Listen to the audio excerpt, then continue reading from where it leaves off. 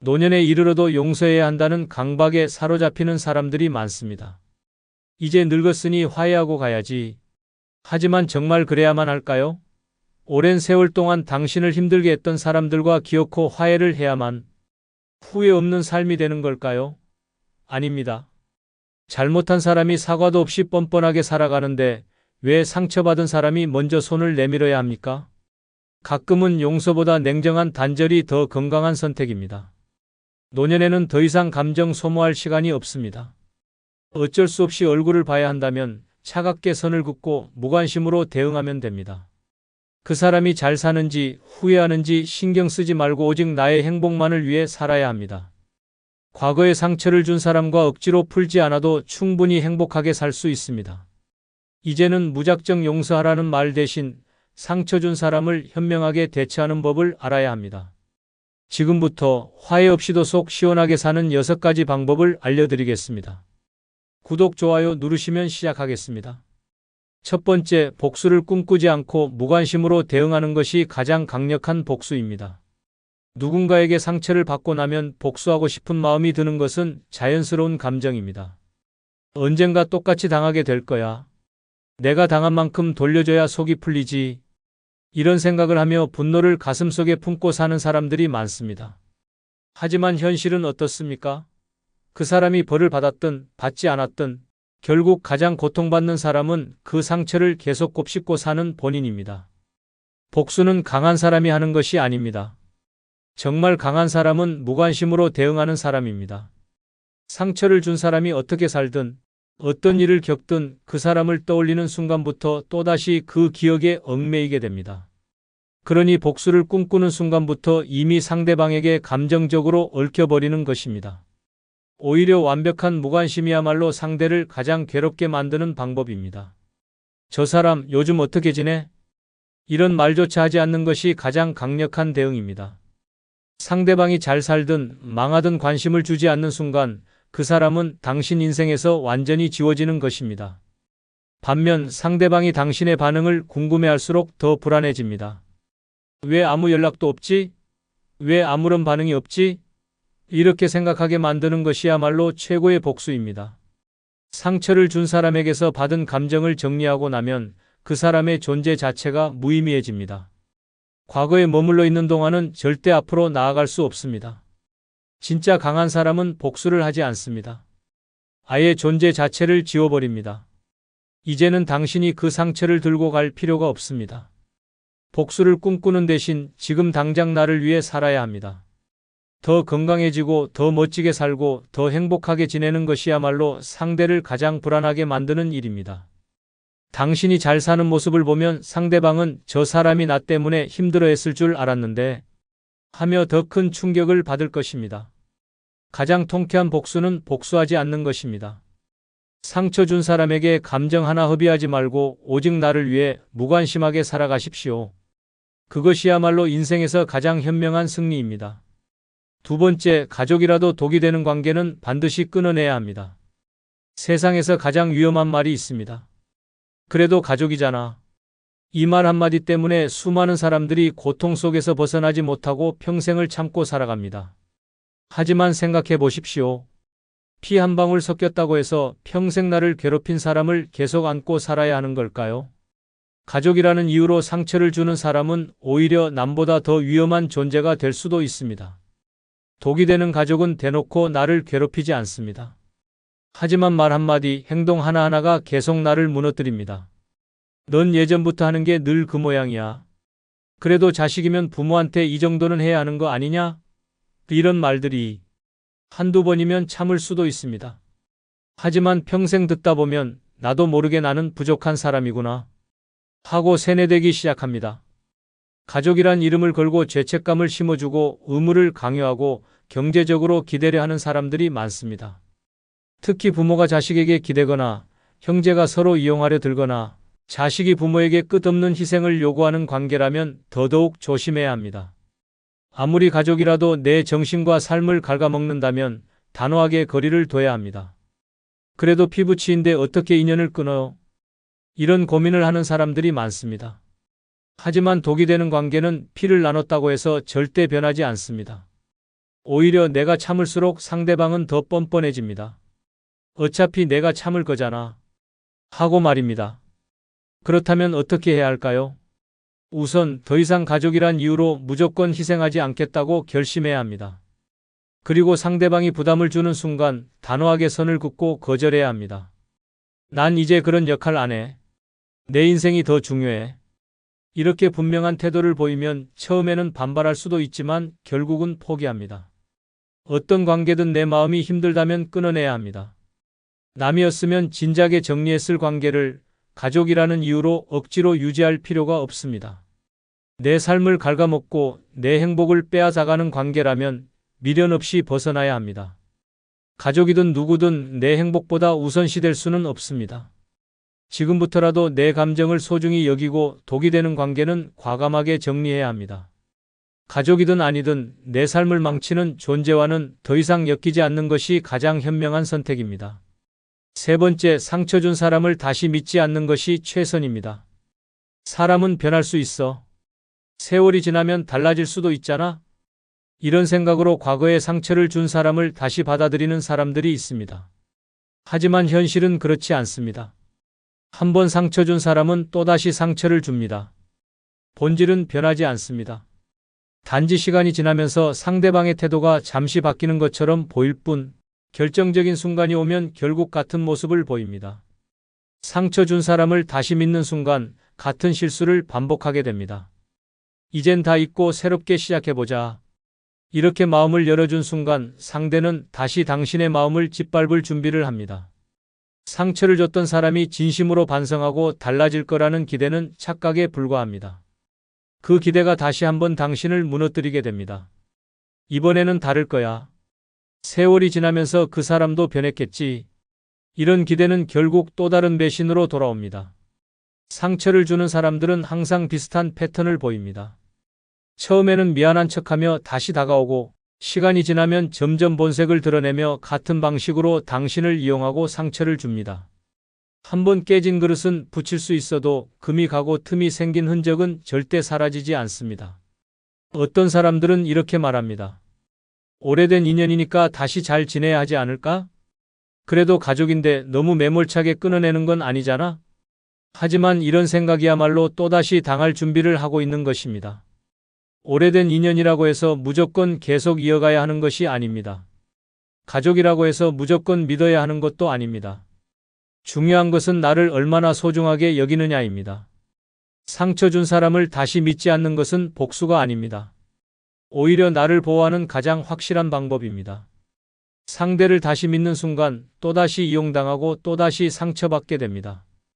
같은 실수를 반복하지 않기 위해서는 한번 신뢰가 깨진 사람과는 다시 엮이지 않는 것이 정답입니다. 이제는 더 이상 혹시 이번에는 다를까? 라는 기대를 버려야 합니다. 상처 준 사람에게 다시 기회를 줄 이유는 없습니다. 가장 좋은 방법은 그 사람을 멀리하고 다시는 내 삶에 들어오지 못하도록 선을 긋는 것입니다. 용서는 할 수 있어도 다시 믿지는 않는 것. 그것이 내 인생을 지키는 최고의 방법입니다. 네 번째, 내가 행복해지는 것이 최고의 복수입니다. 상처를 준 사람을 원망하며 복수를 다짐하는 사람들은 많습니다. 나한테 한 짓을 똑같이 돌려줘야 속이 시원할 텐데, 저 사람이 나 때문에 괴로워해야 공평한 거 아닌가? 이렇게 생각하며 분노를 품고 살아가는 사람들이 있습니다. 하지만 이렇게 살아가면 결국 가장 손해보는 사람은 자기 자신입니다. 복수를 위해 에너지를 쏟고 상대방의 불행을 바라며 하루하루를 살아가는 동안 내 삶은 점점 피폐해집니다. 상대방이 고통받기를 바라며 시간을 보내다 보면 정작 내 인생에서 중요한 것들은 점점 사라져갑니다. 분노는 결국 나를 갉아먹을 뿐 진짜 원하는 결과를 가져다 주지 않습니다. 가장 통쾌한 복수는 상대방을 신경 쓰지 않는 것입니다. 상처를 준 사람이 어떻게 살든 관심조차 두지 않는 것이 가장 강력한 응징입니다. 그 사람의 불행을 기다리는 대신 내 행복에 집중해야 합니다.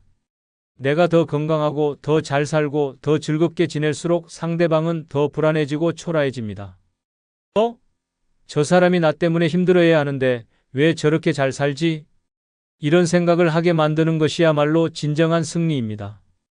오히려 상처 준 사람이 당신의 행복을 보며 질투하고 초조해지는 순간 그 사람이야말로 괴로워질 것입니다. 많은 사람들이 상처 준 사람을 원망하며 시간을 낭비합니다.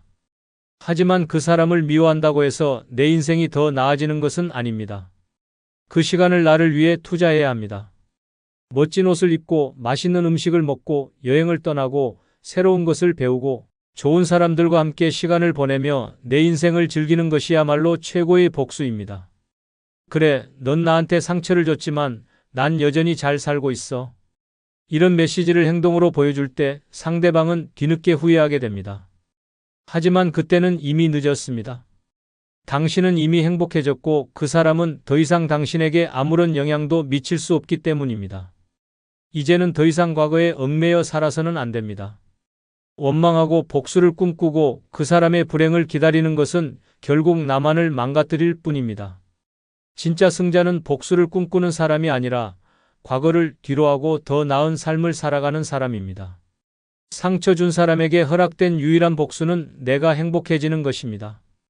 그것이야말로 그들을 가장 강하게 무너뜨리는 방법입니다. 5번째, 불필요한 대화를 줄이고 필수적인 말만 하는 것이 현명한 대처입니다. 사람들은 종종 상처 준 사람과 마주하게 됩니다. 가족이든 옛 친구든 어쩔 수 없이 얼굴을 봐야 하는 상황이 생길 수도 있습니다. 이때 많은 사람들이 착각하는 것이 있습니다. 괜히 어색해질까봐 대화를 이어가야 한다. 하지만 이런 배려는 상대방에게 오히려 더 큰 힘을 실어줄 뿐입니다. 상처 준 사람과의 대화는 조심해야 합니다. 아무렇지 않게 말을 섞다 보면 결국 다시 감정적으로 얽히게 됩니다. 그 사람이 던지는 가벼운 한마디, 무심코 하는 말들 속에 다시 당신을 피곤하게 만들 요소들이 숨어 있습니다. 요즘 어떻게 지내? 건강은 좀 괜찮아?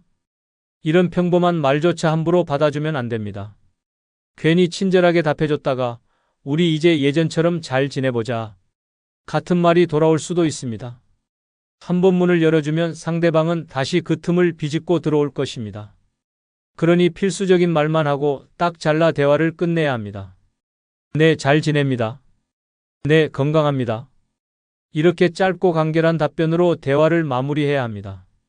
감정이 담긴 말은 최대한 줄이고 상대방이 대화를 이어가려 해도 단호하게 끊어야 합니다.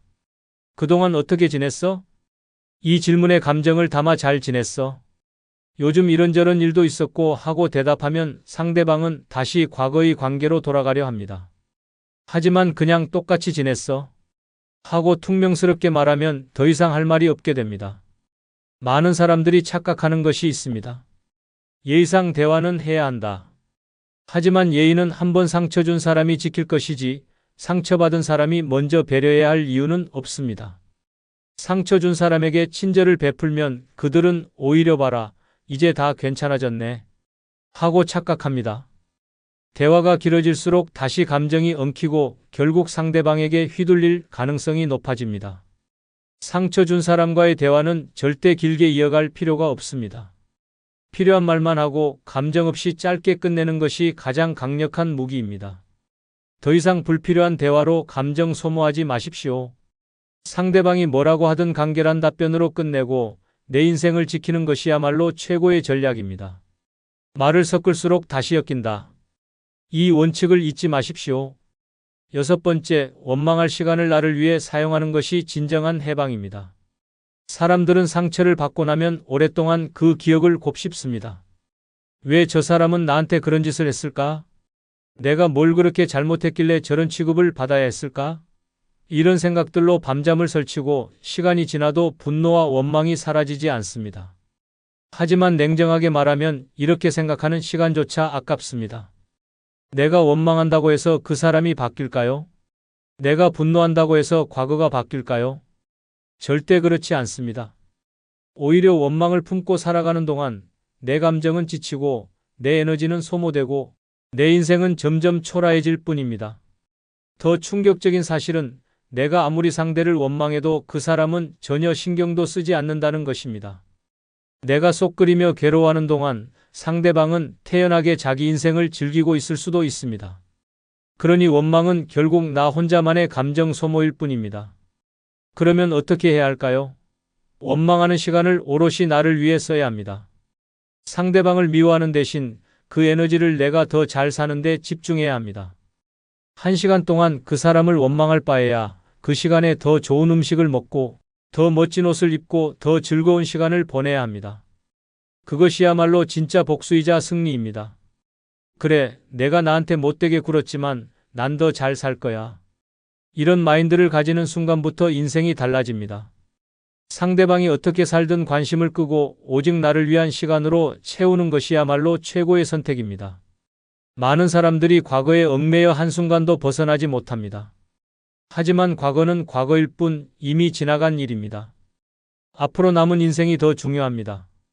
과거의 상처를 곱씹으며 시간을 낭비하지 말고 지금 이 순간을 즐기는 것이야말로 진정한 자유입니다. 지금부터라도 원망할 시간을 나를 위해 사용하십시오. 상대방을 미워하며 보낼 10년보다 나를 위해 행복하게 보낼 1년이 훨씬 가치 있습니다. 가장 뼈아픈 복수는 원망이 아니라 나는 더 잘 살고 있다는 사실을 보여주는 것입니다. 이제부터라도 나를 위한 시간을 만들어야 합니다. 원망이 아닌 행복을 선택하십시오. 7번째, 관계를 정리하고 후회하지 않는 것이 가장 현명한 선택입니다. 상처를 주는 사람과의 관계를 끊어야 한다는 걸 알면서도 많은 사람들이 망설입니다. 그래도 오래된 인연인데 혹시 나중에 후회하면 어쩌지? 이런 생각이 머릿속을 떠나지 않습니다. 하지만 분명히 알아야 합니다. 상처를 주는 사람은 변하지 않습니다. 변해야 하는 건 바로 나 자신입니다. 상처를 주고도 아무렇지 않게 살아가는 사람과 계속 관계를 유지하면 고통받는 건 결국 나 혼자입니다. 상대방은 당신을 이용하고 감정을 소비하게 만들고 후회하게 만들 뿐입니다. 더 이상 그런 관계를 붙들 이유가 없습니다. 관계를 정리할 때는 반드시 단호해야 합니다. 어떻게 멀어질까? 고민하는 순간 상대는 당신이 여전히 망설이고 있다는 걸 눈치챕니다. 그래서 다시 다가오고 다시 당신을 흔들고 다시 상처를 줄 준비를 합니다. 그러니 단호하게 정리해야 합니다. 연락을 줄이고 불필요한 만남을 피하고 감정적으로 휘둘리지 않는 것이 가장 중요합니다. 혹시 상대방이 뒤늦게 우리 다시 잘 지내보자라며 손을 내밀어도 흔들릴 필요 없습니다. 한번 신뢰가 깨진 관계는 절대 원래대로 돌아가지 않습니다. 그 손을 잡는 순간 당신은 또다시 같은 고통을 반복하게 될 것입니다. 많은 사람들이 관계를 정리하고 나서 후회할까 봐 두려워합니다. 하지만 과거를 떠올려 보십시오. 그 사람이 당신에게 준 상처와 배신을 떠올리면 후회할 이유가 없다는 걸 깨닫게 될 것입니다. 관계를 정리한 후에는 오히려 후련함과 평온함이 찾아옵니다. 상처받을 일도 없고 감정적으로 소모될 필요도 없습니다. 관계를 끊는 것이 미안하게 느껴질 수도 있습니다. 하지만 내 인생에서 나를 힘들게 하는 관계를 유지하는 것이야말로 더 큰 잘못입니다. 내 행복을 위해서라면 아무리 오랜 인연이라도 끊어낼 용기가 필요합니다. 이제는 더 이상 고민하지 말아야 합니다. 당신을 힘들게 한 사람에게 더 이상 기회를 줄 필요 없습니다. 관계를 정리하는 순간 후회가 아니라 해방감을 느낄 것입니다. 그리고 깨닫게 될 것입니다. 진짜 후회할 일은 이런 결정을 더 빨리 하지 않았다는 사실이라는 것입니다. 구독자 여러분, 살다 보면 내 주변 사람들과 상처를 주고받는 관계가 생기기 마련입니다. 하지만 상처를 줬다고 해서 모든 관계를 억지로 회복해야 할 필요는 없습니다. 화해가 무조건 좋은 것만은 아닙니다. 오히려 억지로 관계를 유지하려다 보면 다시 상처받고 다시 후회하게 될 가능성이 큽니다. 그렇다면 가장 현명한 방법은 무엇일까요? 바로 나를 위한 삶을 사는 것입니다. 더 이상 과거의 상처를 곱씹지 않고 복수를 다짐하지도 않으며 불필요한 감정 싸움에서 벗어나는 것. 그것이야말로 진짜 승리입니다. 상처 준 사람과 다시 친해질 필요도 마음을 터놓을 필요도 없습니다. 대신 내가 더 잘 살고 더 행복하게 사는 것. 그것이야말로 최고의 응징입니다. 이제부터는 남은 인생을 나를 위해 써야 합니다. 상처 준 사람을 원망하느라 시간 낭비할 필요 없습니다. 더 이상 그들에게 감정과 시간을 빼앗기지 마세요.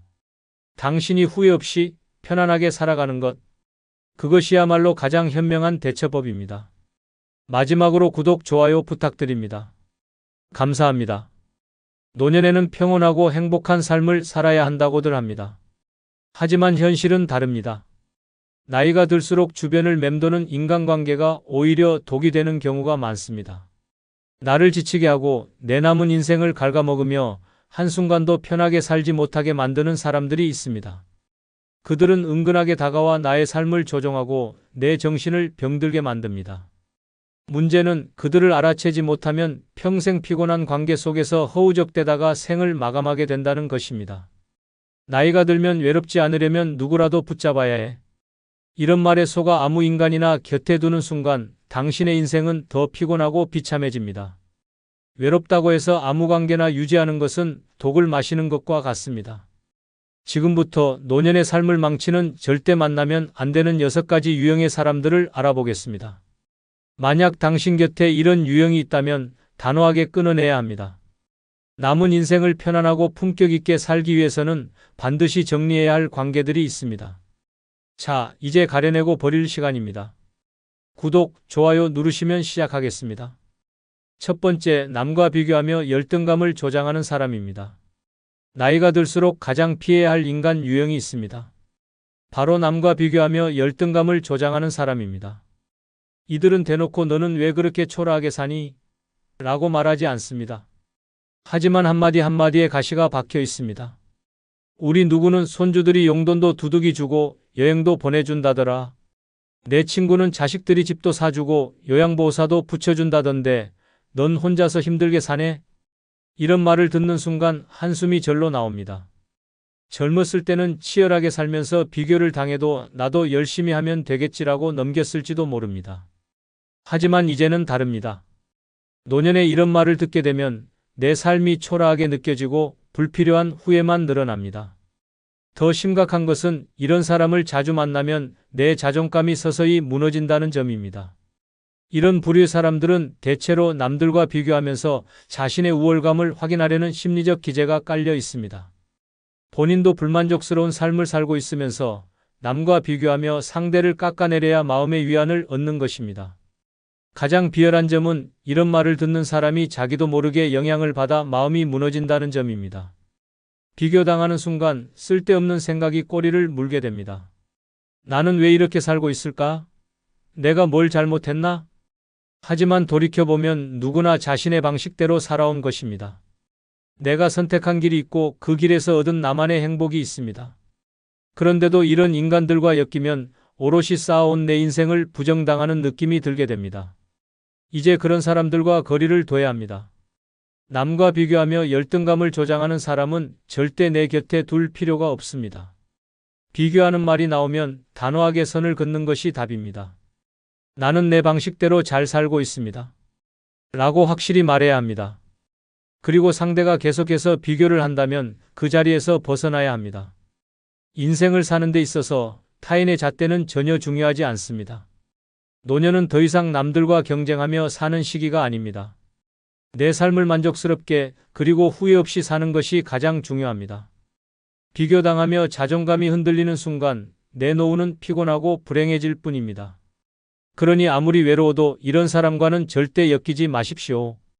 당신의 자존감을 갉아먹는 인간들은 당신의 삶에 어떤 도움도 주지 않습니다. 두 번째, 필요할 때만 연락하는 사람입니다. 살면서 누구나 한 번쯤은 경험했을 것입니다. 평소에는 아무 연락도 없다가 꼭 자기한테 필요할 때만 연락하는 사람이 있습니다. 한마디로 이용하려고 접근하는 사람입니다. 오랜만이야. 잘 지내지? 라는 문자가 오면 순간 반가운 마음이 들 수도 있습니다. 하지만 그 다음 이어지는 말이 대개 이렇습니다.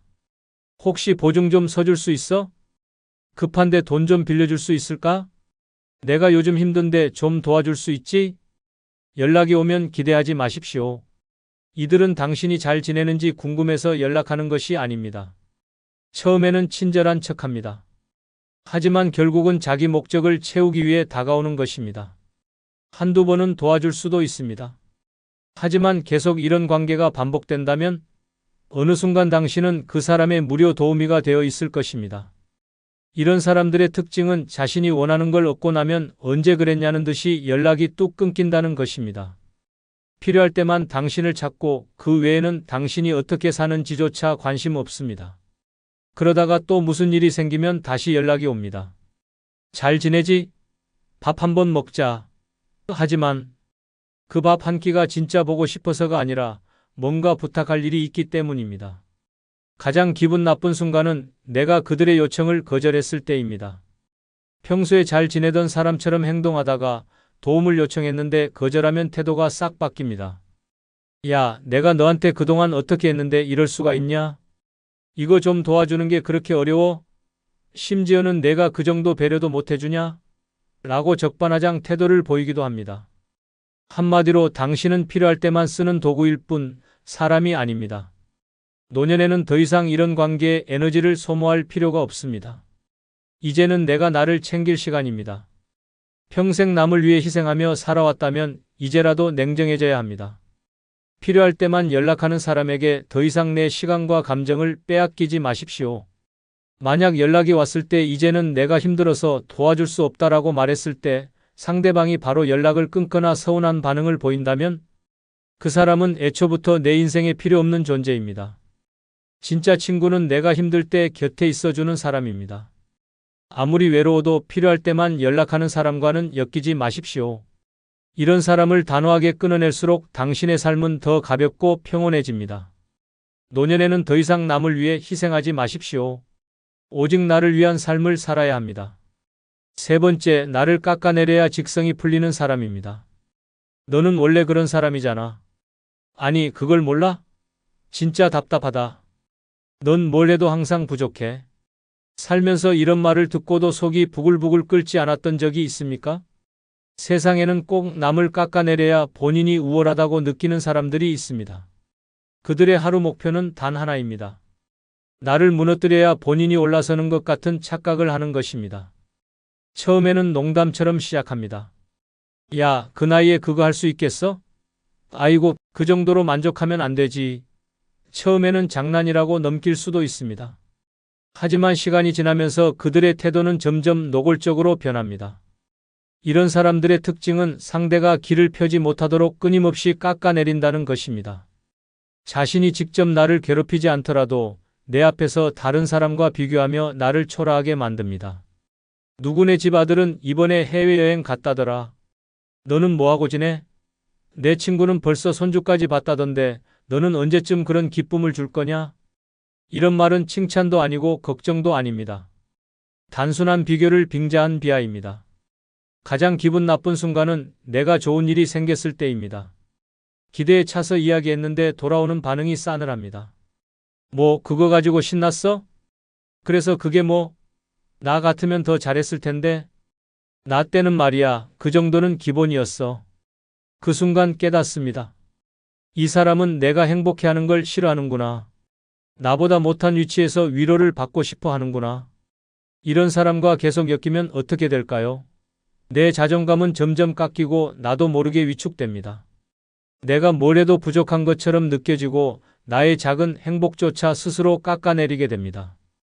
결국에는 그 사람이 내 머릿속에서도 계속 나를 비난하는 소리가 들립니다. 이걸로 만족해? 넌 원래 안 돼.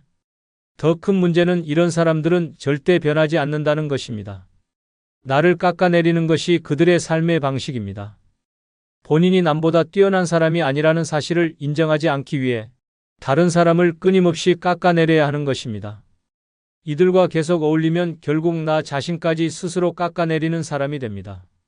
그렇다면 답은 무엇일까요? 이런 사람과는 단호하게 거리두기를 해야 합니다.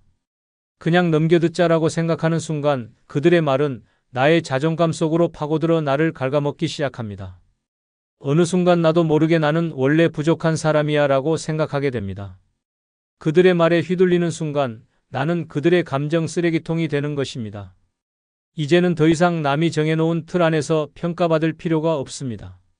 내 삶의 기준은 내가 정하는 것이고 내가 만족하면 그게 최고의 삶입니다. 나를 깎아내리는 사람과 함께하면 절대 행복해질 수 없습니다. 내 행복은 나 스스로 지켜야 합니다. 아무리 외로워도 나를 깎아내려야 직성이 풀리는 사람과는 엮이지 마십시오. 나를 소중하게 여기는 사람들만 곁에 두어도 인생은 충분히 찬란할 수 있습니다. 네 번째, 술에 취해 본심을 드러내는 사람입니다. 아이고 미안해. 내가 술만 마시면 말을 험하게 해서 그래. 에이, 농담이야. 술김에 나온 말이지 진심은 아니야. 이런 말 들어본 적 있습니까?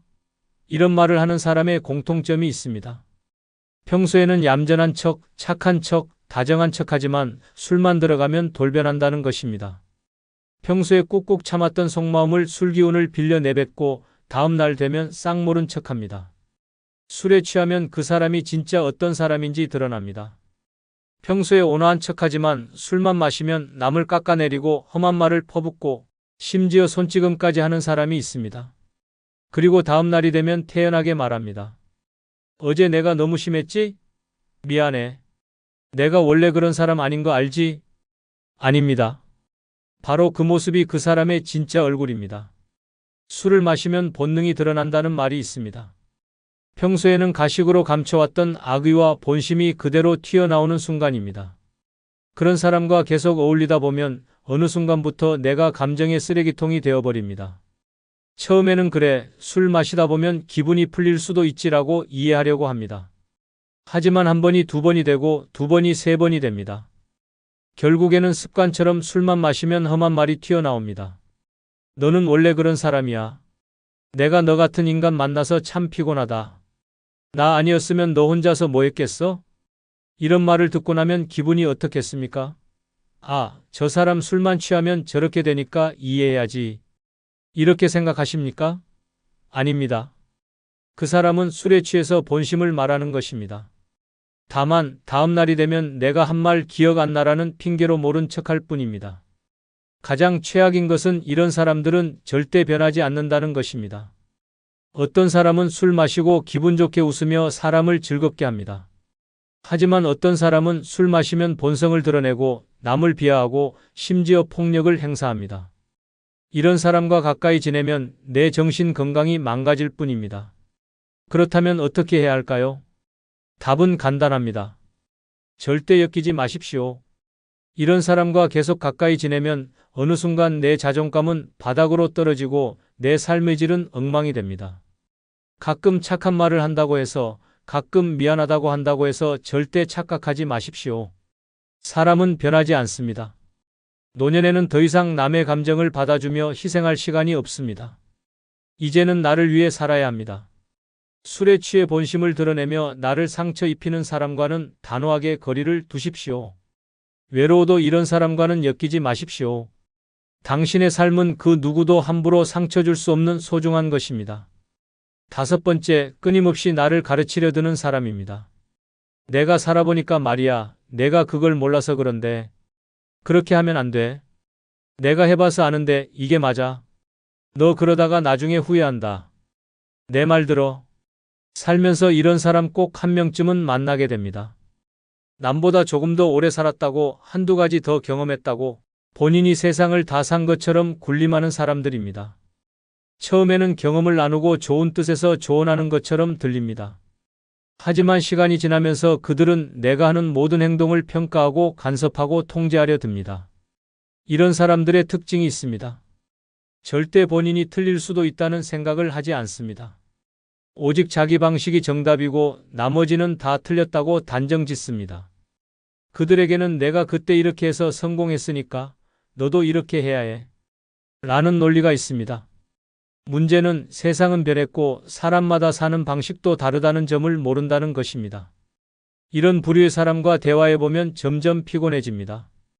처음에는 그래, 저 사람 나보다 경험이 많으니까 들어볼 만하지 라고 생각할 수도 있습니다. 하지만 한번 듣고 끝나는 게 아닙니다. 끊임없이 나를 평가하고 끊임없이 내 삶을 간섭하고 심지어 내 결정이 마음에 들지 않으면 노골적으로 비난까지 합니다. 내 말 들었으면 너 이렇게 안 됐어. 너는 왜 내 조언을 무시하냐? 아직도 그걸 몰라? 그렇게 살아서 어떻게 하려고? 그들의 말 한마디 한마디가 내 자존감을 갉아먹고 내 삶의 주도권을 빼앗아갑니다. 결국 내 인생인데도 내가 내린 선택이 점점 초라하게 느껴지고 나 스스로 자신이 없어집니다. 결국에는 혹시 내가 잘못 살고 있는 걸까? 라는 생각까지 들게 만듭니다. 더 큰 문제는 이런 사람은 절대 만족하지 않는다는 점입니다.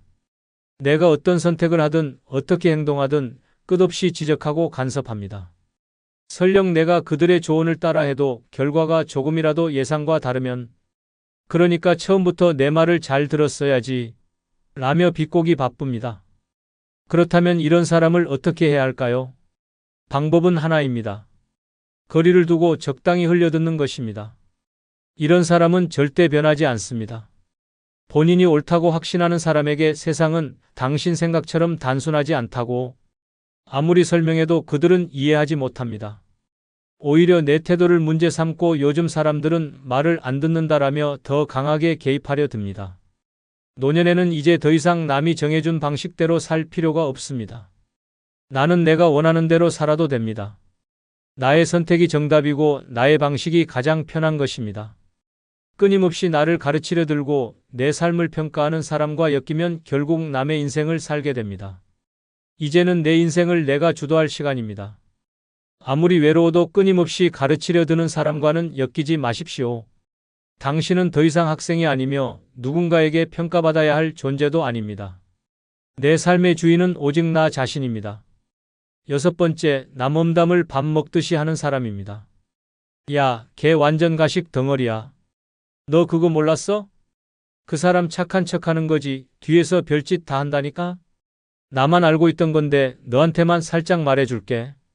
이런 말로 시작하는 사람들이 있습니다. 누구든 험담의 대상으로 삼고 마치 비밀을 폭로하는 것처럼 이야기합니다. 하지만 잘 생각해 보십시오. 이런 사람이 다른 사람 험담을 내 앞에서 한다면 내가 없는 자리에서는 내 험담도 하고 있을 가능성이 큽니다. 험담을 밥 먹듯이 하는 사람들은 독성가스를 내뿜는 것과 같습니다. 그들이 있는 곳에서는 항상 누군가가 씹히고 평가당하고 비꼬이는 말이 오갑니다. 처음에는 단순한 수다처럼 들릴 수도 있습니다. 하지만 시간이 지나면서 그 대화는 점점 더 독해집니다. 그 사람 요즘 돈이 좀 없나 봐. 옷차림이 영 아니더라. 애들한테 돈 쓰는 거 보니까 얼마나 벌어오는지 대충 감이 오지 않아? 그 집은 겉으로만 멀쩡하지 속은 아주 개판일걸? 이런 말을 계속 듣고 있으면 어떻게 될까요? 처음에는 가십으로 넘길 수도 있습니다. 하지만 점점 나도 모르게 남을 평가하는 태도가 익숙해지고 결국에는 내가 그런 말에 휘둘리게 됩니다. 그리고 나도 험담의 대상이 될 수 있습니다. 험담을 좋아하는 사람에게 비밀을 털어놓는 순간 그 이야기는 곧 온 동네에 퍼지게 됩니다. 험담을 자주 하는 사람들은 한 가지 공통점이 있습니다. 자기 자신은 험담에서 절대 자유로울 수 없다는 사실을 절대 인정하지 않는다는 점입니다. 마치 자신은 완벽한 사람인 것처럼 군림하면서 다른 사람들의 사소한 실수와 단점을 확대해서 떠벌립니다. 그들에게는 대화의 목적이 없습니다. 오직 남을 깎아내려야 직성이 풀리는 것입니다. 이들과 오래 어울리다 보면 결국 내 삶에도 부정적인 기운이 깃들게 됩니다. 누군가를 경계하게 되고 남의 시선을 의식하게 되고 심지어 나도 모르게 남을 평가하는 태도가 몸에 배게 됩니다. 사람은 보고 듣는 것에 영향을 받을 수밖에 없습니다. 늘 부정적인 말과 남의 단점을 들으며 시간을 보내다 보면 내 마음속에도 그 어두운 기운이 스며들게 됩니다. 그렇다면 이런 사람을 어떻게 해야 할까요? 방법은 하나입니다. 거리를 두고 절대 깊은 대화를 나누지 않는 것입니다. 험담을 하는 사람들은 관심을 갈구하는 경우가 많습니다. 그러니 그들이 험담을 시작할 때 적극적으로 맞장구 치지 않는 것이 중요합니다. 그럴 수도 있겠네. 정도로 짧게 반응하고 대화를 다른 주제로 돌리는 것이 좋습니다. 그리고 무엇보다 그런 사람들과의 관계를 자연스럽게 멀어지도록 유도해야 합니다. 험담을 듣고 있으면 결국 그 도끼에 나도 중독됩니다. 남을 비난하는 데 익숙해지고 남의 불행을 즐기는 태도가 생깁니다. 하지만 그런 관계 속에서는 절대 행복해질 수 없습니다. 내 인생은 험담 속에서 소모될 만큼 하찮지 않습니다. 아무리 외로워도 남 험담을 밥 먹듯이 하는 사람과는 엮이지 마십시오. 그들은 독을 뿌리고 다니는 사람들입니다.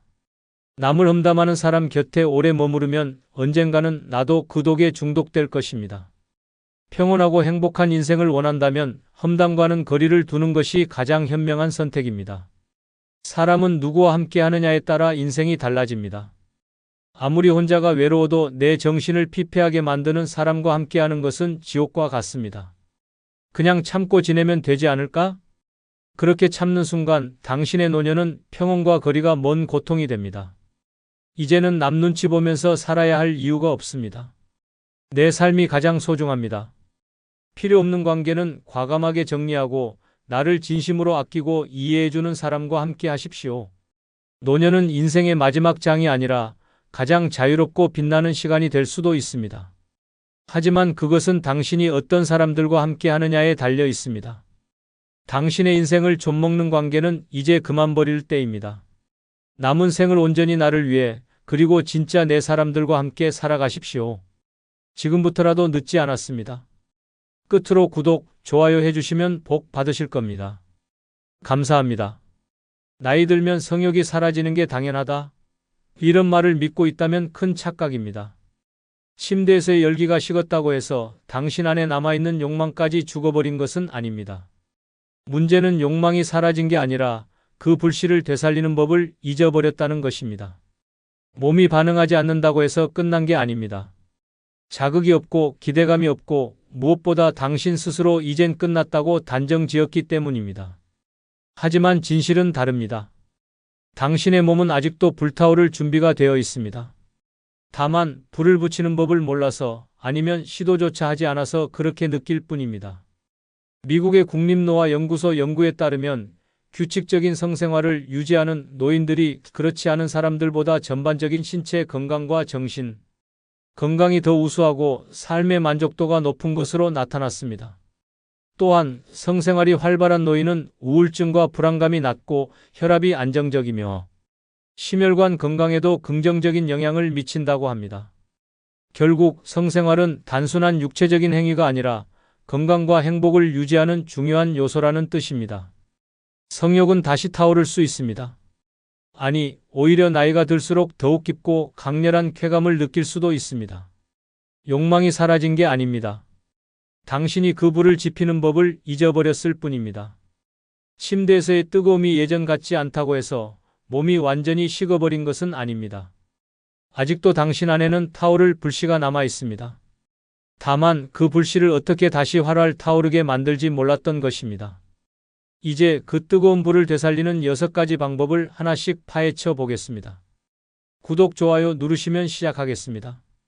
첫 번째, 성욕은 자연스럽게 사라지는 것이 아니라 잘못된 관리로 약해지는 것입니다. 많은 사람들이 이렇게 말합니다. 나이 들면 원래 그런 거 아니야? 이젠 성욕이 없어도 이상할 게 없지. 그렇지 않습니다. 나이가 들었다고 해서 자연스럽게 성욕이 사라지는 것은 아닙니다. 오히려 우리가 몸을 제대로 관리하지 못하고 성생활을 등한시한 결과로 성욕이 줄어드는 것입니다. 성욕이 줄어드는 가장 큰 원인은 호르몬 감소입니다. 남성은 테스토스테론, 여성은 에스트로겐이 감소하면서 성적인 욕구가 줄어듭니다. 하지만 이 호르몬은 노력하면 충분히 다시 활성화할 수 있습니다. 몸을 제대로 관리하고 성생활을 꾸준히 유지하면 젊었을 때 못지않은 성욕을 되찾을 수 있습니다. 가장 쉬운 방법은 스킨십을 늘리는 것입니다. 단순히 손을 잡고 포옹하고 가벼운 키스를 하는 것만으로도 호르몬 분비가 촉진됩니다. 오랫동안 스킨십이 없었던 부부라면 처음엔 어색할 수도 있습니다. 하지만 점차 자연스럽게 스킨십이 늘어나면 성적인 감각이 되살아납니다. 또한 성적인 자극을 외부에서 찾는 것도 도움이 됩니다. 음악, 향기, 시각적인 요소 등은 감각을 깨우는 중요한 요소입니다. 조명을 약간 어둡게 하고 감미로운 음악을 틀어보십시오. 이 작은 변화가 당신의 감각을 다시 깨울 수 있습니다. 무엇보다 중요한 것은 마음가짐입니다. 성욕이 없어진 게 아니라 억눌리고 사라진 것뿐입니다. 난 이제 끝났어. 라고 생각하는 순간 정말로 끝나는 것입니다. 하지만 아직 충분히 가능하다. 라는 마인드를 가지면 당신의 몸은 다시 반응하기 시작합니다. 기억하십시오. 성욕은 자연스럽게 사라지는 것이 아니라 우리가 소홀했기 때문에 약해진 것일 뿐입니다. 조금만 신경 쓰면 젊었을 때의 열정을 다시 찾을 수 있습니다. 당신의 몸은 여전히 뜨겁게 반응할 준비가 되어 있습니다. 두 번째, 성욕은 뇌에서 시작된다. 상상을 자극하라. 많은 사람들이 성욕이 몸에서 나오는 본능이라고 생각합니다. 하지만 진짜 성욕의 출발점은 뇌입니다. 몸이 반응하지 않는다고 해서 성욕이 없는 게 아닙니다. 당신의 뇌가 흥분을 잊어버렸을 뿐입니다. 자극 없는 뇌는 성욕을 죽입니다.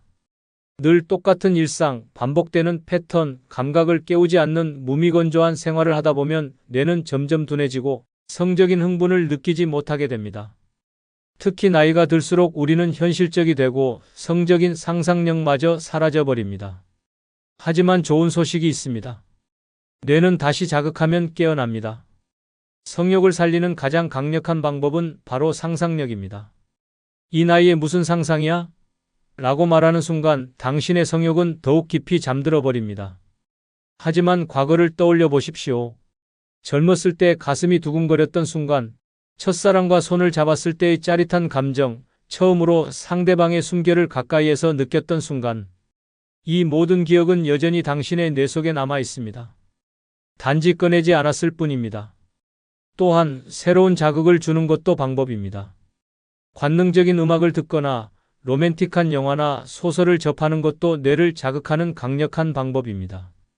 시각과 청각이 자극되면 자연스럽게 감각이 깨어나고 당신의 몸도 반응하기 시작합니다. 배우자와 대화하는 방식도 바꿔보십시오. 오늘 하루 어땠어?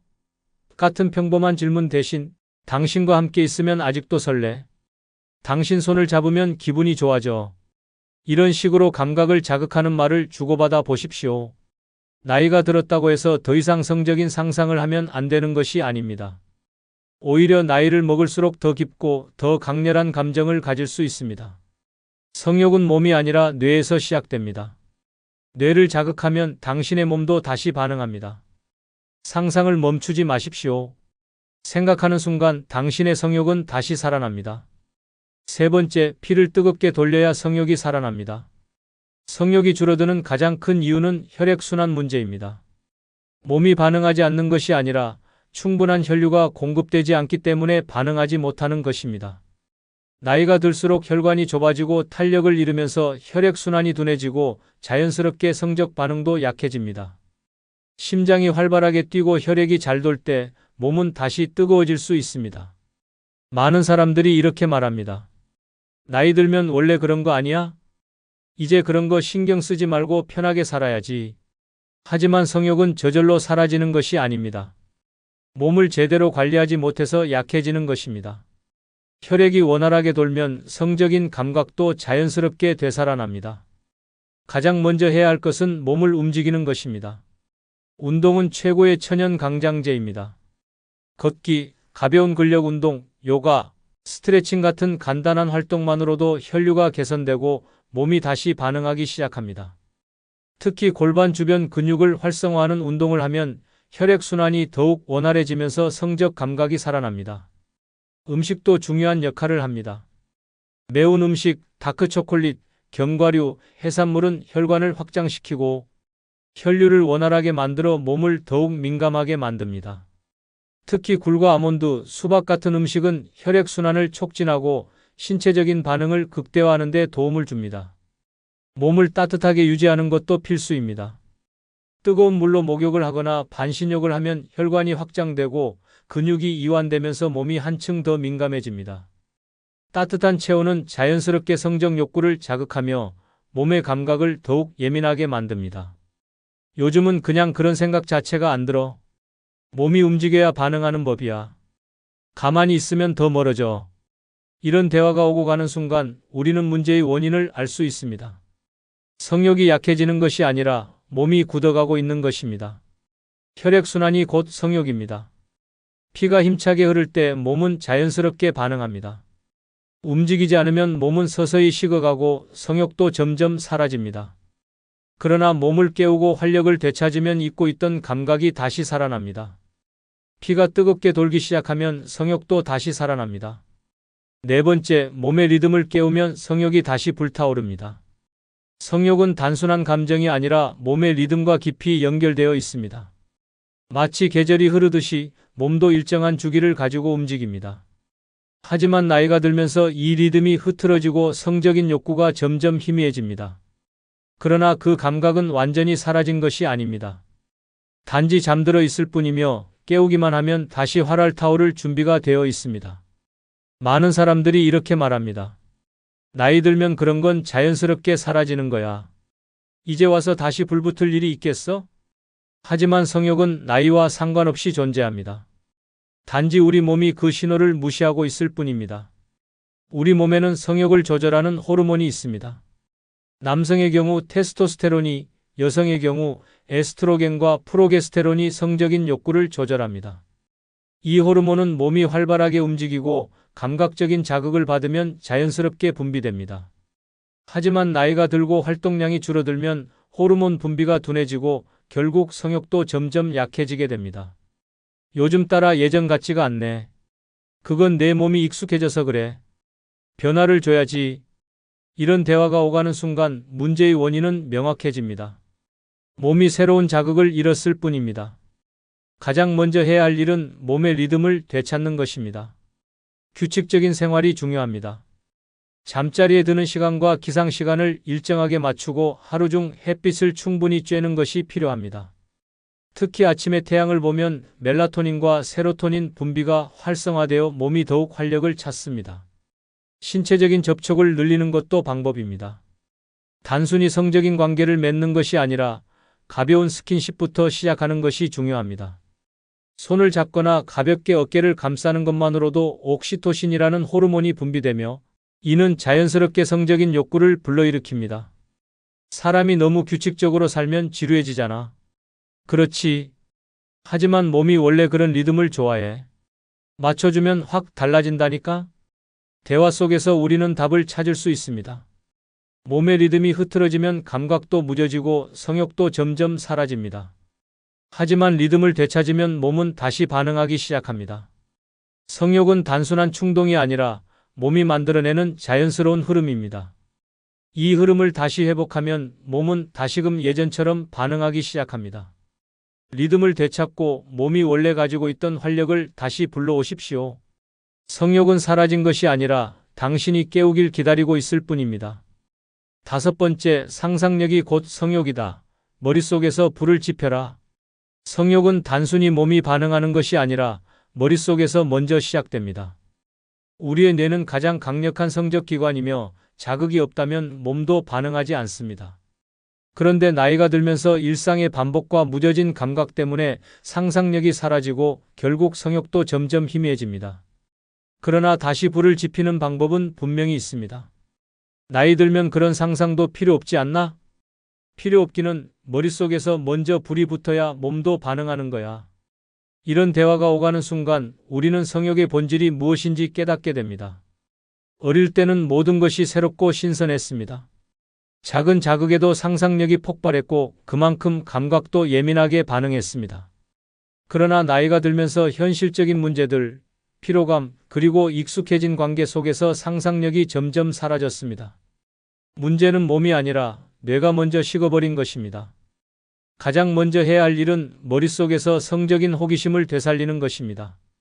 성적 호기심은 단순한 욕망이 아니라 삶의 활력을 유지하는 중요한 요소입니다. 자신을 설레게 만들었던 기억을 떠올려 보거나 새로운 감각을 자극할 방법을 찾아보는 것이 필요합니다. 그냥 그런 감각이 사라졌어. 그건 내가 관심을 안 가지니까 그렇지. 자극을 주면 다시 살아난다니까? 이런 대화를 나누는 순간 다시 불이 붙을 가능성이 보이기 시작합니다. 성적 상상력을 되살리는 방법은 다양합니다. 로맨틱한 영화를 보거나 감각적인 음악을 듣거나 자극적인 소설을 읽는 것도 효과적입니다. 시각적인 자극이 필요하다면 예전에 자신을 설레게 했던 순간들을 떠올려 보거나 새로운 스타일을 시도해 보는 것도 좋은 방법입니다. 이 나이에 그런 걸 다시 생각해? 그러니까 더 해야지. 생각이 멈추면 몸도 멈추는 거야. 대화 속에서 우리는 깨닫습니다. 성욕은 단순한 본능이 아니라 우리가 어떻게 생각하느냐에 달려 있습니다. 머릿속에서 불을 지피면 몸도 자연스럽게 따라옵니다. 상상력이 죽어버리면 성욕도 사라지지만 호기심을 다시 자극하면 감각은 다시 깨어납니다. 성욕은 사라지는 것이 아닙니다. 우리가 그 불씨를 어떻게 다루느냐에 따라 다시 활활 타오를 수도 있습니다. 6번째, 터놓고 말해야 뜨겁게 이어진다. 대화가 곧 성욕이다. 성욕은 단순히 몸이 반응하는 것이 아니라 상대방과의 관계에서 시작됩니다. 많은 사람들이 나이가 들수록 성생활에 대한 이야기를 꺼리거나 부끄러워하며 대화를 피합니다. 하지만 부부 사이에서 가장 중요한 것은 서로의 욕구를 솔직하게 말하는 것입니다. 말을 하지 않으면 상대방이 원하는 것이 무엇인지 알 수 없고 결국 둘 사이의 열정도 식어버립니다. 이 나이에 그런 걸 이야기한다고 뭐가 달라지겠어? 안 하면 더 멀어지지. 말 한마디만 해도 관계는 달라지는 법이야. 이런 대화가 오가는 순간 우리는 성생활이 단순한 행위가 아니라 마음을 나누는 과정이라는 것을 깨닫게 됩니다. 많은 부부가 서로의 감정을 솔직하게 표현하지 못합니다. 내가 이걸 원한다고 말하면 상대가 어떻게 생각할까? 이 나이에 그런 이야기를 꺼내면 우스워 보이지 않을까? 이런 생각이 서로를 점점 더 멀어지게 합니다. 하지만 나이를 떠나 대화는 언제나 가장 강력한 연결고리입니다. 가장 먼저 해야 할 것은 부끄러움을 버리고 솔직해지는 것입니다. 성생활에 대한 대화를 할 때 낯설고 어색할 수 있습니다. 하지만 터놓고 이야기하지 않으면 둘 사이의 문제는 해결될 수 없습니다. 예전처럼 설레지는 않네. 그럼 뭐가 좋았는지, 뭐가 필요한지 말해봐. 나도 맞춰볼 테니까. 이런 대화가 오가는 순간 성생활은 단순한 행위가 아니라 서로를 알아가는 과정이라는 것을 깨닫게 됩니다. 서로 원하는 것이 다를 수도 있습니다. 어떤 사람은 신체적인 접촉을 원하고 어떤 사람은 감정적인 교감을 더 중요하게 생각합니다. 하지만 말을 하지 않으면 상대방이 원하는 것이 무엇인지 알 수 없습니다. 한 번이라도 솔직하게 이야기해보면 오해는 사라지고 관계는 훨씬 더 깊어질 수 있습니다. 이제 와서 이런 걸 바꾸겠어? 바꾸는 게 아니라 더 좋게 만드는 거지. 이런 대화 속에서 우리는 깨닫습니다. 성생활은 나이가 중요한 것이 아니라 서로를 얼마나 이해하고 맞춰가느냐가 중요합니다. 대화를 하지 않으면 성생활도 점점 더 소원해집니다. 하지만 서로 솔직하게 터놓고 이야기하면 다시금 새로운 열정을 찾을 수 있습니다. 성욕은 단순한 본능이 아니라 서로를 이해하고 맞춰가는 과정에서 더욱 깊어지는 것입니다. 이제는 서로에게 솔직해져야 할 때입니다. 지금까지 이야기한 것들은 단순한 조언이 아닙니다. 성욕을 되살리는 확실한 방법들입니다. 나이가 들었다고 해서 더 이상 뜨거운 즐거움을 누릴 수 없다고 생각하면 착각입니다. 몸은 여전히 반응할 준비가 되어 있습니다. 문제는 그 불씨를 어떻게 다시 살리느냐에 달려 있습니다. 이제 와서 이런 걸 신경 써야 할까? 이미 늦어버린 거 아닐까? 절대 그렇지 않습니다. 욕망은 나이를 따지지 않습니다. 중요한 건 그 불꽃을 다시 지펴야겠다는 의지입니다. 몸을 움직이고 감각을 깨우고 상상력을 자극하며 상대와 솔직하게 대화하면 그 뜨거운 감각은 다시 깨어납니다. 젊은 시절처럼 서툴고 거칠게 타오르진 않을지 몰라도 그 대신 더 깊고 짙은 만족감을 느낄 수 있습니다. 성욕은 사라진 게 아닙니다. 단지 우리가 그 불꽃을 어떻게 피울지 잊고 있었을 뿐입니다. 기다릴 필요 없습니다. 지금 이 순간부터 다시 시작하면 됩니다. 당신의 욕망은 다시 불타오를 준비가 되어 있습니다. 이제 그 불씨를 되찾아 당신만의 열정을 되살릴 차례입니다. 끝으로 구독과 좋아요 부탁드립니다. 늘 건강하시기 바랍니다. 다들 늙어서 혼자 사는 건 외롭고 비참할 거라고 생각합니다. 하지만 정말 그럴까요? 잘못된 관계에 얽매여 스트레스 받으며 사는 것보다 오히려 혼자가 더 자유롭고 행복할 수도 있습니다. 아무리 자식이 있어도 결국 혼자 남는 건 시간 문제입니다. 기대는 순간 실망이 따라오고 의지하는 순간 불행이 시작됩니다. 그래도 혼자 있으면 심심하지 않을까? 누군가가 곁에 있어야 하지 않을까? 아닙니다. 준비만 잘하면 혼자 사는 삶이야말로 가장 평온하고 만족스러운 인생이 될 수 있습니다. 누구에게도 휘둘리지 않고 내 인생의 주인이 되는 것, 이것이야말로 진짜 성공적인 노년입니다. 쓸데없는 걱정과 후회는 버리고 오직 나만을 위한 삶을 준비해야 합니다. 지금부터 혼자여도 전혀 외롭지 않고 오히려 더 빛나는 삶을 살기 위해 꼭 준비해야 할 6가지를 알아보겠습니다. 구독, 좋아요 누르시면 시작하겠습니다. 첫 번째, 필요할 때 도움받을 수 있는 최소한의 인간관계 유지해야 합니다. 노년에 혼자 산다는 것은 절대 고립되어 살아야 한다는 뜻이 아닙니다. 오히려 필요할 때 도움받을 수 있는 최소한의 인간관계를 유지하는 것이야말로 혼자서도 당당하게 살아가는 최고의 전략입니다. 문제는 무작정 인간관계를 넓히는 것이 아니라 정말 믿을 수 있는 사람만 남겨야 한다는 것입니다. 나이가 들면 불가피하게 몸이 예전 같지 않습니다. 갑자기 아파서 병원에 가야 할 수도 있고 작은 가정 문제 하나를 해결하는 것도 어려울 때가 있습니다. 이럴 때 누구에게 부탁하지? 라는 생각이 먼저 든다면 이미 노후 준비가 제대로 되어 있지 않은 것입니다. 혼자 살아도 최소한 도움을 요청할 수 있는 사람이 단 한 명이라도 있어야 합니다. 가장 중요한 것은 무리한 부탁을 하지 않고도 서로 도와줄 수 있는 관계를 만들어두는 것입니다. 사람은 누구나 도움을 필요로 합니다. 하지만 노년에는 특히 더 그렇습니다. 문제는 이 도움을 받을 사람이 없으면 결국 낯선 사람에게 돈을 주고 해결해야 하거나 극도의 외로움과 무력감에 빠진다는 점입니다. 자식이 있으면 되지 않나? 라고 생각하는 사람도 많습니다. 하지만 기대하지 마십시오. 자식들은 각자의 삶이 있습니다. 물론 필요할 때 도와주겠지만 내 인생의 모든 문제를 해결해 줄 것이라는 환상은 버려야 합니다. 자식이 없거나 있어도 멀리 사는 경우에는 더욱 그렇습니다. 그렇다면 누구에게 기대해야 할까요? 첫째, 가까운 이웃과 친밀한 관계를 유지하십시오.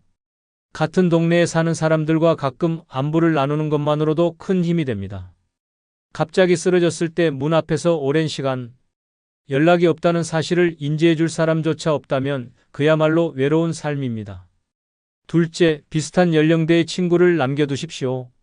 나이가 들수록 공통된 관심사를 나눌 수 있는 친구가 있으면 훨씬 건강하고 안정적인 노후를 보낼 수 있습니다. 가끔 함께 식사를 하거나 커피 한 잔 마실 수 있는 관계는 노년의 외로움을 덜어줄 뿐 아니라 서로에게 필요한 순간에 큰 힘이 될 수 있습니다. 셋째, 사회적 네트워크를 만들되 적당한 거리감을 유지하십시오. 너무 깊이 엮이면 오히려 피곤해질 수도 있습니다. 하지만 가끔 연락하고 도움을 요청할 수 있는 사람 몇 명 정도는 있어야 합니다. 노인 모임, 평생 교육 프로그램, 봉사활동 등은 새로운 인연을 만들기에 좋은 방법입니다. 넷째, 의료진과 신뢰관계를 형성하십시오. 정기적으로 다니는 병원의 의사, 간호사와 친밀한 관계를 유지하는 것은 필수입니다. 갑작스러운 응급 상황이 발생했을 때 어디로 연락해야 할지, 누구에게 도움을 요청할 수 있을지 미리 정해두는 것이 중요합니다. 노년에 혼자 사는 것이 두려운 것이 아닙니다. 진짜 두려운 것은 완전히 고립되는 것입니다. 최소한의 인간관계만 유지하면 누군가에게 기대지 않고도 내 인생을 스스로 지켜낼 수 있습니다. 혼자가 되어도 당당하고 편안한 삶을 살기 위해 지금부터라도 내 곁에 남겨야 할 사람들을 선별해야 합니다. 두 번째, 고독사를 대비해 정기적으로 연락할 곳 정해 두어야 합니다. 노년을 혼자 살아가는 것이 두려운 것이 아닙니다. 진짜 두려운 것은 아무도 나의 존재를 모른 채 세상을 떠나는 것입니다. 고독사라는 단어는 이제 뉴스에서 흔하게 접할 수 있는 단어가 되었습니다. 하지만 그것이 남의 이야기라고 생각하는 순간 그 끝은 예상보다 훨씬 처참할 수 있습니다. 몇 달이 지나도록 연락이 끊긴 사람, 우편물이 쌓여도 누구도 신경 쓰지 않는 사람, 냄새가 퍼진 후에야 발견되는 사람. 그들의 공통점은 혼자 살았다는 것이 아닙니다. 누군가와 정기적으로 연락하는 습관을 만들지 않았다는 것입니다. 나는 건강하니까 괜찮아. 아직은 문제 없으니까 신경 쓸 필요 없어. 이렇게 방심하는 순간 당신을 기억하는 사람이 아무도 없을 수도 있습니다. 나이가 들면 자연스럽게 주변 사람과의 관계가 줄어들고 자식이 있어도 각자의 삶이 바빠지면서 연락이 뜸해지는 경우가 많습니다. 젊었을 때는 몰랐지만 나이가 들면 누구든지 사회와 점점 멀어지는 것을 피할 수 없습니다.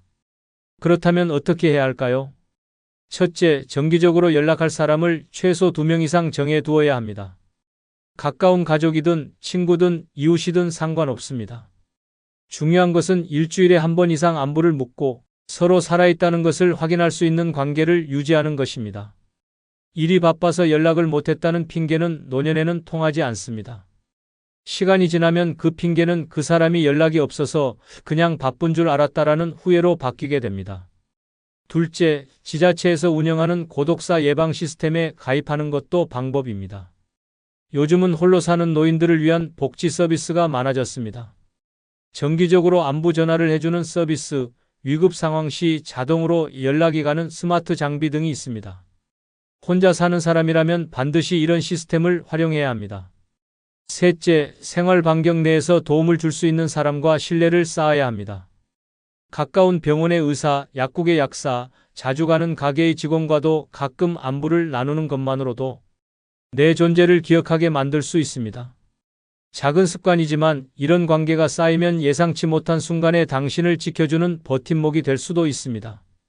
넷째, 택배나 신문 같은 정기적인 배달 서비스를 이용하는 것도 좋은 방법입니다. 매주 일정한 날에 택배나 신문이 도착하면 배달원이 이상을 감지했을 때 빠르게 조치를 취할 가능성이 높습니다. 고독사는 갑자기 찾아오는 것이 아닙니다. 사소한 단절이 쌓일 때 발생하는 것입니다. 마지막으로 핸드폰 비상 연락망을 설정해 두는 것도 중요합니다. 응급 상황이 발생했을 때 자동으로 연락이 가는 시스템을 만들어 두면 최소한 갑작스러운 사고를 대비할 수 있습니다. 또한 평소에라도 하루에 한 번은 연락할 수 있는 사람과 메시지를 주고받는 습관을 들여야 합니다. 고독사는 운명이 아닙니다. 준비하지 않으면 누구에게나 찾아올 수 있는 현실입니다. 지금부터라도 정기적으로 연락할 곳을 정하고 나의 존재를 확인해 줄 사람을 만들지 않으면 안 됩니다. 마지막 순간까지 존엄한 삶을 살기 위해서는 반드시 누군가와 연결되어 있어야 합니다. 혼자 살아도 절대 잊혀지지 않는 사람이 되기 위해 지금 당장 실천해야 합니다. 세 번째, 죽음에 대한 두려움을 줄이고 자연스럽게 받아들여야 합니다. 죽음을 이야기하는 순간 많은 사람들이 불길하다며 말을 돌립니다. 하지만 그것이 우리에게서 멀어지는 것이 아닙니다. 죽음은 누구에게나 오며 피할 수 없는 인생의 마지막 관문입니다. 문제는 그것을 어떤 태도로 받아들이느냐입니다. 두려움에 떨며 남은 시간을 불안 속에서 살 것인지 담담하게 받아들이며 하루하루를 더 가치 있게 보낼 것인지 선택은 우리에게 달려 있습니다. 젊을 때는 죽음이 먼 이야기처럼 느껴지지만 나이가 들수록 그것이 현실로 다가옵니다. 주변의 친구가 하나둘 세상을 떠나고 아침에 일어날 때마다 몸이 예전 같지 않음을 느끼게 됩니다. 그러다 보니 점점 죽음에 대한 공포가 커지고 괜히 건강염려증이 생기기도 합니다. 하지만 죽음을 무서워한다고 해서 피할 수 있는 것이 아닙니다. 오히려 그것을 자연스럽게 받아들일 때 노년의 삶이 훨씬 더 자유로워질 수 있습니다. 죽음을 받아들이는 가장 좋은 방법은 남은 삶을 더 의미 있게 살아가는 것입니다. 많은 사람들이 죽기 전에 하고 싶은 일 목록을 만들어 보라고 하지만 실천하는 사람은 드뭅니다.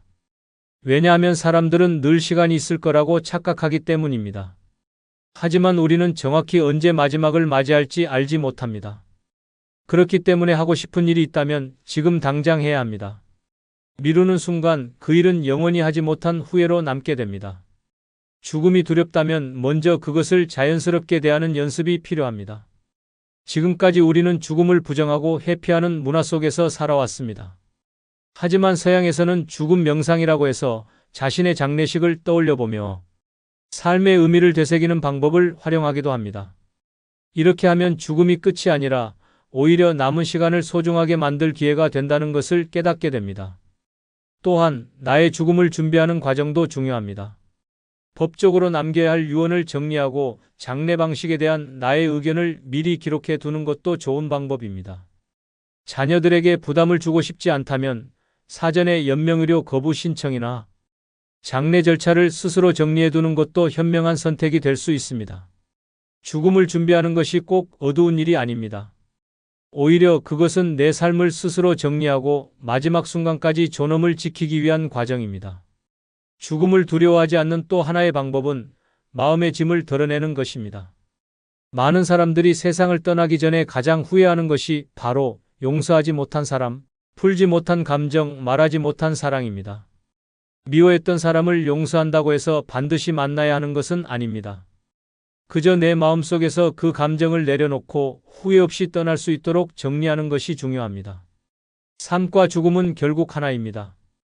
우리가 삶을 사랑하는 만큼 죽음도 자연스럽게 받아들이는 연습을 해야 합니다. 죽음을 생각한다고 해서 삶이 더 불안해지는 것이 아닙니다. 오히려 그것을 직시할 때 남은 시간을 더 풍요롭게 만들 수 있습니다. 죽음을 두려워하지 않는 사람만이 진정으로 자유롭게 살아갈 수 있습니다. 그러니 오늘 하루도 두려움이 아니라 감사한 마음으로 살아가야 합니다. 마지막 순간을 후회 없이 맞이하기 위해 지금부터라도 남은 삶을 더욱 가치 있게 만들어야 합니다. 네 번째, 평생 살아갈 집 미리 결정해 두어야 합니다. 나이가 들면 가장 중요한 것은 어디서 어떻게 살아갈 것인지입니다. 한평생 살아온 집이 있을 수도 있고 이제는 관리하기 힘들어 작은 집으로 옮겨야 할 수도 있습니다. 하지만 분명한 것은 노후의 삶을 편안하고 안정적으로 살기 위해서는 내 거처를 미리 결정해 두어야 한다는 점입니다. 그때 가서 생각하면 되지라고 미루다 보면 결국 급하게 결정을 내려야 하는 순간이 옵니다. 몸이 불편해지고 관리가 어려워지면서 부랴부랴 이사를 고려하지만 이미 선택지가 제한되어 있는 경우가 많습니다. 무엇보다 몸이 약해진 상태에서 집을 옮기는 것은 큰 스트레스가 됩니다. 평생 익숙했던 동네를 떠나는 것도 쉽지 않고 친숙한 공간을 포기하는 것도 정신적으로 큰 부담이 될 수 있습니다. 노후의 집을 결정할 때 가장 중요한 것은 편안함과 안전입니다. 젊을 때는 집의 크기나 인테리어에 관심이 많지만 나이가 들면 계단이 없는지, 병원과 시장이 가까운지, 관리가 쉬운 구조인지가 더 중요해집니다.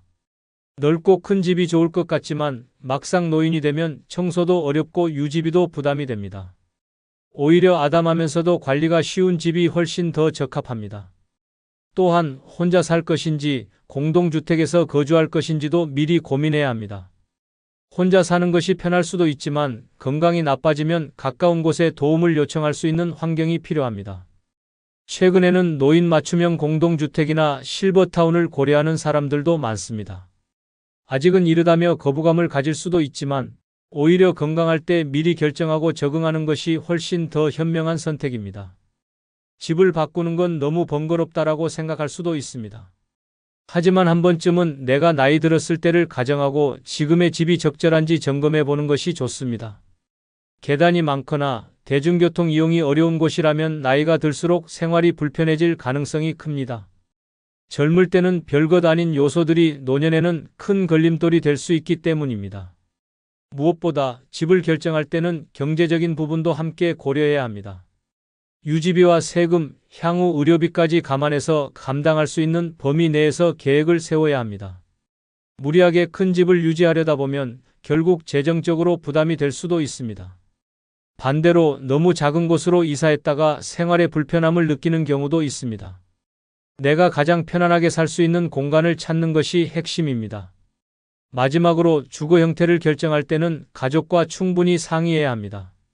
자녀들이 집을 팔지 말라거나 그냥 지금 집에 사시라고 이야기할 수도 있습니다. 하지만 중요한 것은 내가 어디에서 어떻게 살아갈 것인지 결정하는 것은 결국 내 몫이라는 점입니다. 자식들이 노후를 책임져주는 시대는 끝났습니다.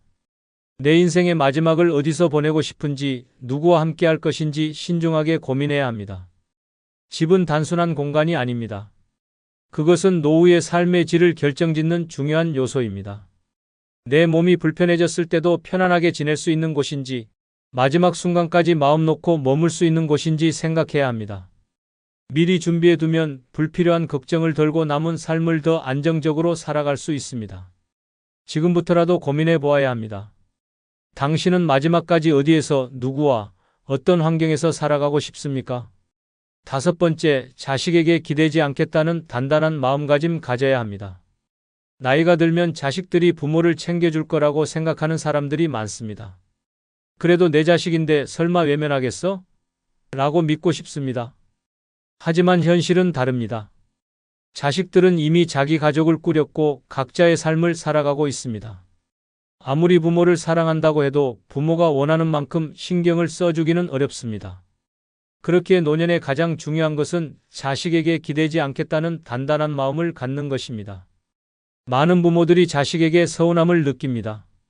전화도 잘 안 하고 명절에 얼굴 보기도 힘들다며 속상해하는 경우가 많습니다. 하지만 그 기대 자체를 내려놓아야 합니다. 자식들도 하루하루 먹고 살기 바쁘고 육아에 지쳐 있습니다. 부모가 원한다고 해서 그들이 무조건 맞춰줄 수 있는 상황이 아닙니다. 오히려 부모가 기대를 하면 할수록 자식들은 부담을 느끼고 점점 더 멀어질 수 있습니다. 그래도 자식은 부모를 책임져야 하는 거 아닌가? 라고 생각할 수도 있습니다. 하지만 이제는 시대가 변했습니다. 부모를 봉양하는 것이 당연했던 시절은 지나갔습니다. 노후를 어떻게 보내느냐는 결국 본인의 선택과 준비에 달려 있습니다. 나도 힘들게 살았으니 자식이 돌봐줘야 한다는 생각은 더 이상 통하지 않습니다. 자식에게 기대지 않겠다고 마음을 먹으면 오히려 마음이 편해집니다. 그럼에도 불구하고 자식이 챙겨주면 감사한 일이지만 그렇지 않더라도 괜찮다는 생각을 해야 합니다. 기대하지 않으면 실망도 없고 서운함도 없습니다. 경제적으로도 자식에게 의존하려는 마음을 버려야 합니다. 자식이 부모를 부양할 거라고 믿고 돈을 함부로 쓰면 결국 나중에 본인이 힘들어집니다. 노년에는 내가 가진 돈이 곧 내 힘이라는 사실을 잊어서는 안 됩니다. 자식들에게 재산을 미리 넘겨주거나 도움을 받을 생각을 하기 전에 내 삶을 먼저 지킬 수 있는가를 고민해야 합니다.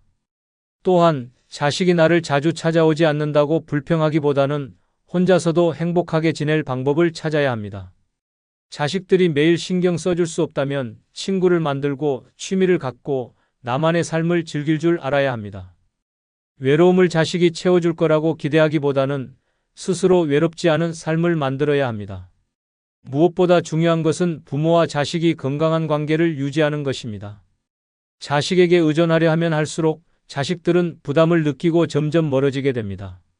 반대로 나는 내 삶을 잘 살고 있으니 걱정하지 말아라고 하면 오히려 자식들이 더 마음을 쓰고 챙기려 할 수도 있습니다. 기대하지 않는 것이 자식을 원망하지 않는 길입니다. 자식에게 집착하는 순간 부모와 자식 모두 불행해질 수 있습니다. 차라리 기대를 내려놓고 스스로 행복할 방법을 찾는 것이 더 현명한 선택입니다. 내 인생은 내가 책임진다는 강한 마음을 가지십시오. 자식에게 기대지 않는다고 해서 불행한 것이 아닙니다. 오히려 더 당당하고 자유로운 노년을 살 수 있는 길이 열립니다. 6번째, 마지막 순간까지 품위 있게 살 방법 고민해야 합니다. 나이가 들었다고 해서 인생이 끝난 것이 아닙니다. 오히려 남은 시간이 더 소중합니다. 노년의 품위는 어떻게 늙느냐가 아니라 어떻게 끝을 맞이하느냐에서 결정됩니다. 마지막 순간까지 자신을 존중하며 남들에게 짐이 되지 않는 삶을 준비하는 것이야말로 가장 현명한 선택입니다. 대부분 사람들은 자신의 마지막을 제대로 준비하지 않습니다. 그때 가면 다 해결되겠지라고 생각하다가 예상치 못한 상황에 처하게 됩니다. 그러나 인생의 마지막을 준비하지 않는 것은 정작 중요한 순간에 아무런 선택권 없이 휩쓸려가는 것과 같습니다. 우선 경제적인 부분부터 확실히 정리해야 합니다. 돈이 없으면 마지막 순간에도 남들에게 의존해야 하고 자신이 원하는 방식대로 삶을 마무리할 수도 없습니다. 연금이든 저축이든 최소한의 경제적 기반은 유지해야 합니다. 어차피 남겨봐야 소용없다는 생각에 모든 재산을 정리해버리면 막상 본인이 가장 필요할 때 쓸 돈이 없게 됩니다. 건강을 유지하는 것도 중요합니다. 마지막까지 누군가의 도움 없이 존엄성을 지키며 살아가려면 최소한의 자립은 필수입니다. 오래 사는 것이 중요한 것이 아니라 품위 있게 건강하게 사는 것이 중요합니다. 침대에 누워 남에게 의존하는 삶이 아닌 마지막까지 스스로 움직이고 결정할 수 있는 삶을 유지해야 합니다. 또한 자신의 마지막을 어떻게 맞이할 것인지도 고민해야 합니다. 병상에 누워 무의미하게 연명치료를 받으며 고통 속에 죽음을 맞이할 것인지 아니면 스스로 삶을 정리하고 편안한 죽음을 준비할 것인지에 대한 생각도 미리 해두는 것이 좋습니다. 주변 정리도 필수입니다. 관계를 정리하지 않으면 마지막 순간에 억울함과 미련만 남게 됩니다. 평생 원망만 했던 사람들에게 사과를 기대하지 말고 마음속에서 정리하는 것이 더 현명합니다. 불필요한 감정을 끌어안고 마지막 순간을 맞이할 필요는 없습니다. 무엇보다도 어떻게 기억될 것인가를 고민해야 합니다. 남은 가족과 친구들이 나를 어떻게 기억하길 바라는지 생각해 보아야 합니다.